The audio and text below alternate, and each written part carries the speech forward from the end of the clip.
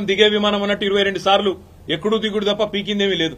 కనీసం హైదరాబాద్ లో శాంతి భద్రతలను కంట్రోల్ చేయలేని దౌర్భాగ్యపు ముఖ్యమంత్రి ఇవాళ ఒక ఎమ్మెల్యే ఇంటి మీదికి మాత్రం గూండాలను పోలీసులు ఎస్కాటించి పంపిన ఒక దౌర్భాగ్యపు చరిత్రహీన ముఖ్యమంత్రిగా రేవంత్ రెడ్డి మిగిలిపోతాడు. నేను అడుగుతా ఉన్నా మా కౌశిక్ రెడ్డి అడిగిన ప్రశ్ననే, ఏ పార్టీలో ఉన్నావు గాంధీ? అసలు మీ 10 మంది ఎమ్మెల్యేలు ఎవడైతే పార్టీ మారినరో, ఎవరి ఇంటింటికైతే పోయి ముఖ్యమంత్రి అనేటోడు కండువా కప్పిండో, ఫస్ట్ మీరు ఏ పార్టీలో ఉన్నారో చెప్పండి. మీకు ఇప్పటికే స్పీకర్ దగ్గర పిటిషన్లు ఉన్నాయి 10. స్పీకర్ గారు కూడా తేల్చాలా.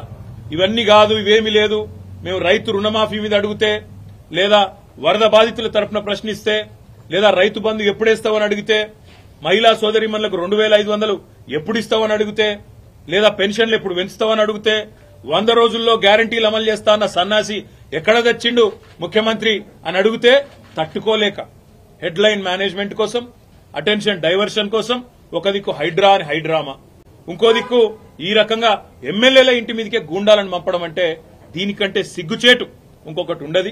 తప్పకుండా నేను రేవంత్ రెడ్డిని అంటా ఉన్నా, చరిత్రలో నీలాంటి పనికిమాలిన ముఖ్యమంత్రులు, నీలాంటి తలమాసిన ముఖ్యమంత్రులు మస్తుగా వచ్చిండ్రు, మస్తుగా పోయినరు. పెద్ద పెద్దోళ్లతోనూ కొట్లాడినాం, చంద్రబాబుతో కొట్లాడినాం, రాజశేఖర రెడ్డితో కొట్లాడినాం, కిరణ్ కుమార్ రెడ్డితోని, రోషయ్య గారితో ఎంతో మందితో తలపడ్డాం. నువ్వు వాళ్ళందరికంటే కూడా చాలా చిన్నోడు, ఈ చిట్టినాయుడు, నువ్వు చాలా చిన్నోడవు.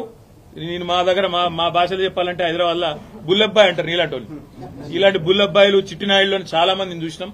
ఏం ఫరక్ పడేది కూడా ఏం లేదు, ఏం ఇంటికి కూడా వీకలేవు. కానీ ఏదో పైశాచిక ఆనందం, 4 రోజులు ముఖ్యమంత్రి పదవిలో కూర్చున్నా, నేనేందో పెద్దోడిని అయిపోయినా అనేదో ఎగిరిగిరి పడతా ఉన్నావు. రేవంత్ రెడ్డి గారు అధికారం ఎవరికి శాశ్వతం కాదు.